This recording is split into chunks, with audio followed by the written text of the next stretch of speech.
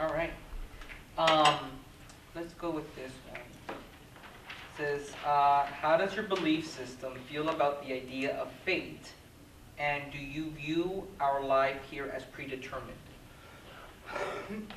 I can't speak on behalf of all atheists because we're all so different, but me, I don't believe in fate or predestiny. I believe it's still up in the air because you don't know the answer, therefore you could end up doing whatever, and without the belief in a all-knowing, all-powerful God, I mean, if I believed in an all-knowing God, I definitely believe in predetermined fate because he already knows. I mean, it's going to happen, but since I don't believe in that, I'm left with the future is undeterminable, meaning whatever actions that happen will lead eventually to the future. But to me, that's not predictable or knowable, so therefore it is not predetermined. Let me use my timer on this one too. Okay, so fate, predetermination. I think the Bible says God is in control. He's pushing all the buttons. He's the one that is holding every cell together. You know, sometimes we think like you get saved from a car crash, you know, like, oh, that was God. But actually, it's God too that's like holding your molecules together and creating you in the womb and stuff. So I think he's involved in every aspect. But that I don't see any argument with also the fact that like he lets us be a little bit flexible in our lives. So he's not. We get a lot of Christians argue about this too. They love to talk about this, but I just don't see why it can't be both at the same time.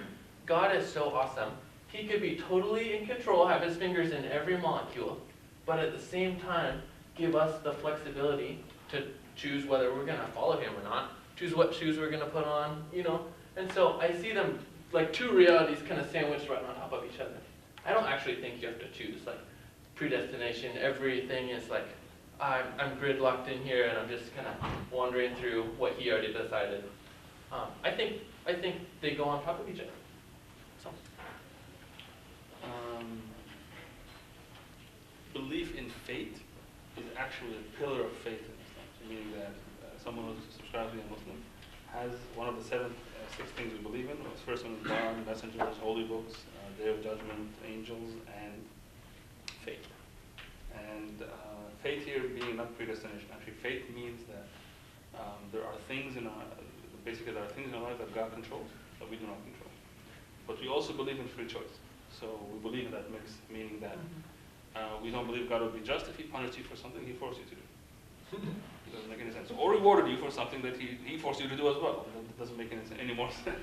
So how we look at life is that basically life is a series of tests from God and choices and responses by us. So for example, how many of you chose your parents? None, right? So how many of you would say your parents had a huge impact on who you are today? Right?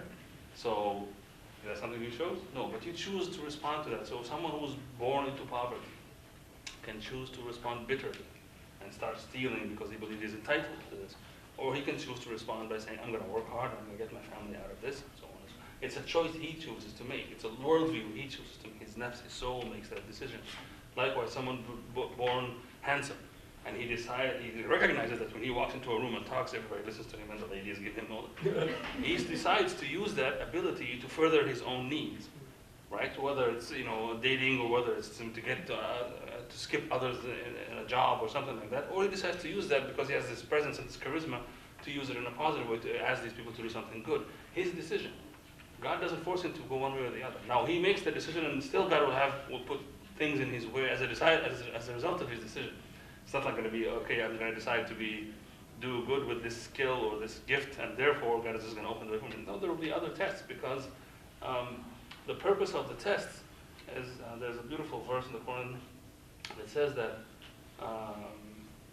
we have tested those before you, and we shall continue.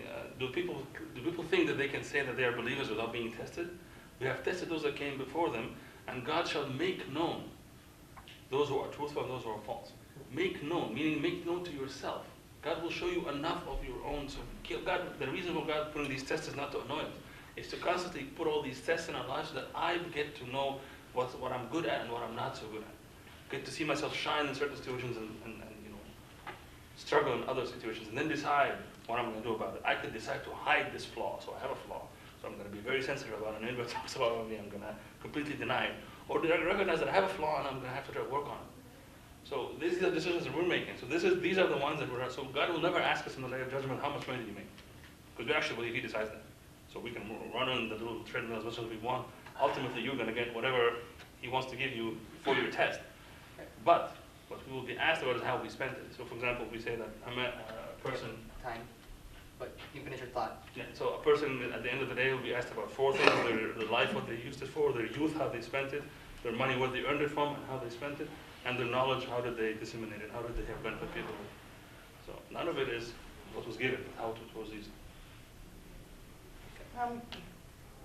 Boy, as far as I know, Judaism has no idea of fate or predestination. There's the huge promise to Abraham that, if you follow, God says, if you follow me, I'll make of you a great nation. Is that some predestination? We might stretch that. The other place that it kind of shows up is every year at Yom Kippur, there's this idea of the book of life, and God inscribes you. So it's kind of like you get the death sentence, or you get to go on, and so that might be a fate, but it's for a year. It's not. If you believe literally in that idea, and I think of that as God as Santa Claus, like a white-bearded guy in the sky doing a naughty and nice list, which I don't believe in. Perfect. So just to let you know, we have 20 minutes left, and we're going to reserve some time towards the end. Student Secular Alliance is going to close with remarks. We'll have this as the last question. And so I think it's going to be probably the most lengthiest to my perspective. So we'll give you about 4 minutes instead of 3 for this one. And it is, what would it look like to have a meaningful life from your belief system perspective? What would it look like to have? All right. For me, I'm only going to answer for me. I'm not going to answer for anyone else. For me, a meaningful life, from my belief perspective, would be I wake up in the morning, I understand who I am, I understand my wants and needs, and I go and I pursue them. Like some mornings I wake up and I understand I feel sad, but I also want to make my life meaningful. I need to understand that, how can I make my life better? How can I bring joy to my life? How can I move forward? How can I better myself? And for me, that's the big thing, to bring meaning for it all is to find your joy, what brings you that completion, that satisfaction, and to pursue it wholeheartedly, no matter what happens. If you have, bad things happen to you, you accept that, you move on.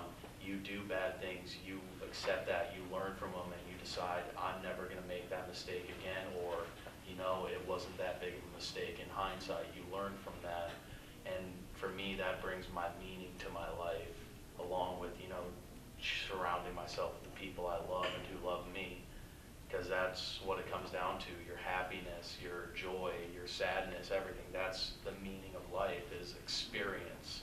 And experience makes you who you are. And if you don't understand your experiences, how do you have that meaning in life? Thank you.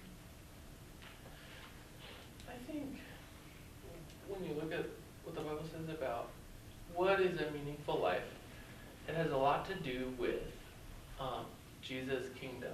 So there's this sense that Jesus is a king. He's the boss of the world, and he is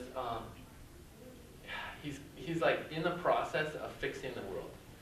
And when we start getting on board with him, if you're a follower of Jesus, then a lot of the value in your life comes when you start cooperating with him. So there's this dichotomy of the things we get sucked into in the world, like getting lots of money and getting famous, seeking, I don't know, just getting cool cars. That's a value that we would think as worldly. And then there's these other values, because meaning, value, that's what I'm going to do with that question, okay? So to live a valuable life is to actually start chasing after the things that are valuable to God, which are like things of his character. Love, like we already said, like that's the most important thing to God. That's the greatest treasure, is to like be in relationship with him and expand in love. Okay, so when we start living for his kingdom, when he becomes like the boss of our hearts, that's the kind of valuable stuff that comes out.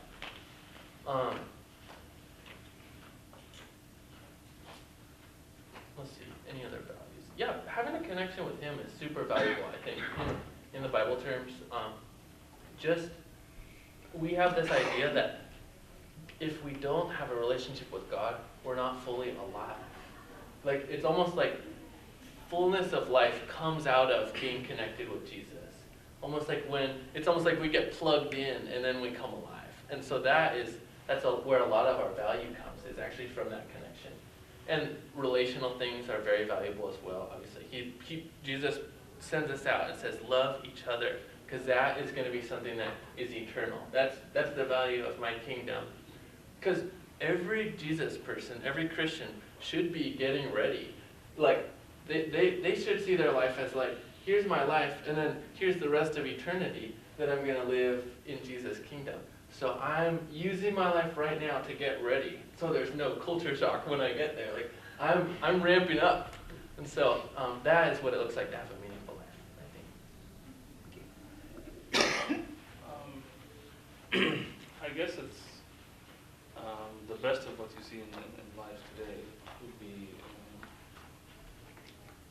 those shining moments of humanity is what you would say is a meaningful life.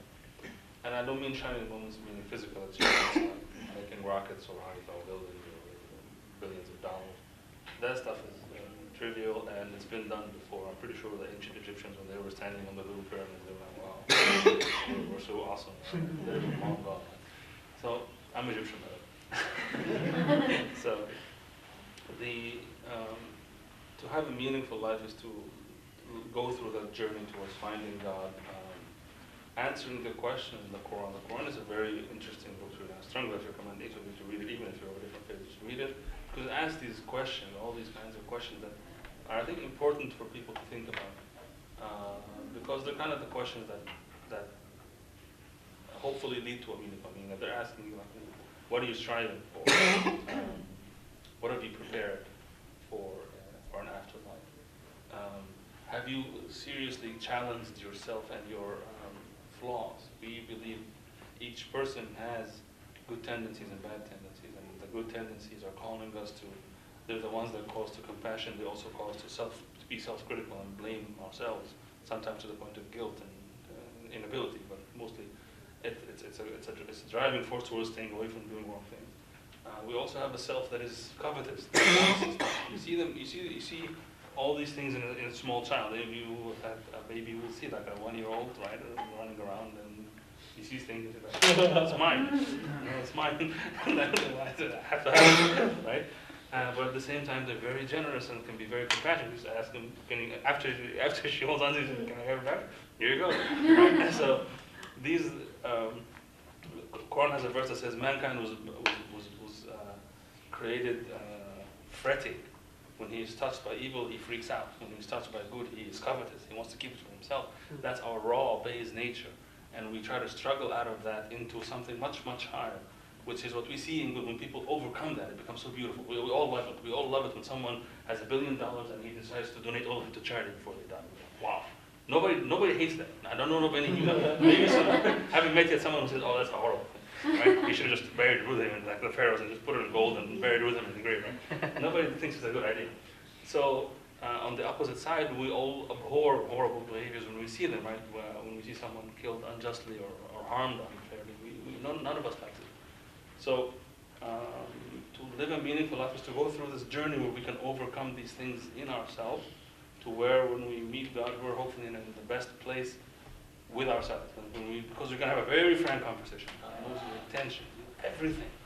So all this stuff we can do to make a facade where I sit here, I can look like a very religious person, and then when I go home, I'm a completely different person. None of you will know, but he knows. To get to that, the goal is called taqwa. Taqwa is God mindfulness, meaning that had this awareness that like, he's like watching you. To get to that point where you constantly feel that in this room, at home, in the privacy of your house, in public, when someone insults you and you're like, you want to say something really mean, right? You want to say something really mean, but you stop for him. Not because your other friend won't think you're cool, but because for him. That level is, taqwa is basically the individual and community would be what we would think is a meaningful life. Okay, so a meaningful Jewish life, I think if you were Orthodox, it would say married with your own children. For the rest of them, it would be in some kind of committed relationship. And I think as you move to, that you've committed to something that supports you when you support it. So I think the definition would definitely involved with children. Judaism, one of the tenets of it is lador vador, from generation to generation. In other words, you pass on understanding, you pass on belief to children. So engaging with children in some way, being part of Jewish community, which is highly valued, all the way that even if you're not very religious, that you engage in the community. And then that you're engaged and part of the rest of the world, the broader community. That you enjoy, that you experience and enjoy food and drink and sex and study and art, that you live with your mind and your body, it's the appreciation of that. So you have satisfying work and financial comfort, and you have an openness to inspiration and awe and the unexpected, and maybe even the possibility of miracles, that you do acts of kindness, as we call it Gimelut Chasadim, and it's loosely defined as loving kindness, though it's more compelling, and that you're driven to do kind things, that you do some kind of work to improve the world, and that you seek to repair conflict, whether it's two people standing next to you or whether it's in a broader sense, and then ultimately work to make sure everybody else has the ability to do all these same things. That would be a meaningful life. So we have 10 minutes, and so before we close, I'll give the panel the floor for final statements, and we'll give you 2 minutes fine for final statements. Okay, so whatever you want to, within the parameters of what we're talking about, final statements, 2 minutes each. Well, first of all, thanks for coming. I hope you all gain something from it, as simple as that. I hope you can understand more of where I'm coming from with my lack of belief, or acknowledgement that I can't make that step to belief because of what I don't know or understand. And I mean, granted, I'd like to see more people think like me, but that's my bias. But I think that's all everyone's bias. Everyone wants to see everyone think like them. But at the same time, I acknowledge I can't make people do that, and I don't want to make people do that. I want people to find their own path, just like I found mine. I wasn't born into atheism or secularism. I found it through my journeys and my experiences. And I implore all of you to go out and have your own journeys, experiences that lead you to your beliefs and your worldviews. Thank you. What can I say in 2 minutes? I'll make an invitation. I work here. Christian right there, he's my boss, and Joanna. We work as a team. We're all pastors here on campus, and we're here for you guys. Like, if you have questions, I call myself a worldview coach. That's what I can be sometimes. We want to talk about the Bible. We want to talk about your questions. So come talk to us. We love talking about Jesus. We think he's awesome. And so if you have questions about the Bible or about worldview, life, you want us to pray for you, that's what we're here for. So the invitation is always open. You can just come up and be like, what up? So yeah, thank you so much, guys, for coming and being here. I'll say thank you very much for inviting me, organizers as well. I'll invite each and every one of you to question, be critical of, have critical thinking of your current belief sets, whatever it may be, the belief sets you're placed in around you, the community around you, and the actions and the injustices that happen around you. I'd invite you to read the Quran if you can. It's a different read. It's not like the Bible, for example. It's not a chronological book. It's actually just different chapters with different topics. invite you to meet a Muslim, and talk to a Muslim, invite a Muslim to your home and go to their house. Muslims will stuff you with food. I don't know if locally here there's a mosque or not, but there's one in Everett, Bellingham, there's something. And just challenge yourself to be a better person and try and find a way that helps you that way. That way is a religion by all means. Islam is definitely one of the ways, and whatever helps you to become a better person. I want to thank you for letting me be part of this panel. I learned so much today. This was fantastic. And I would say in closing too, one of the things to me to look for in religion is I think we support and believe in our religion, but the religion needs to support you. Like why belong to something that doesn't answer your needs, that doesn't bring quality to your life? I mean, engagement with a religion should do that. And if it's not, and I think that it inspires looking at other religions, because when I look at somebody and it's like, their experience, I can see who they are and I see how their faith is part of what I admire about them, or what makes me respect them, really comes from the space. And I've met many people where I can see that, and then I at least want to know more. I want to know how at least that works for them, and where that fits into their life. And is it in the practice, or is it in the ideal? Is it in metaphor? And for everybody it's different. But I think individuals can be a guide for us in terms of either how to best use the religion we belong to, or to learn more about ourselves as individuals and how we might take tenets from many and make a better life for ourselves. Thank you.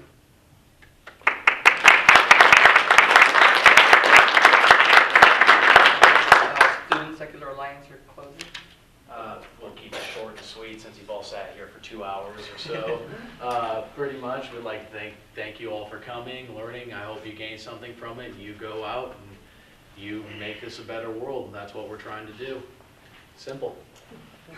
Thank you. All right.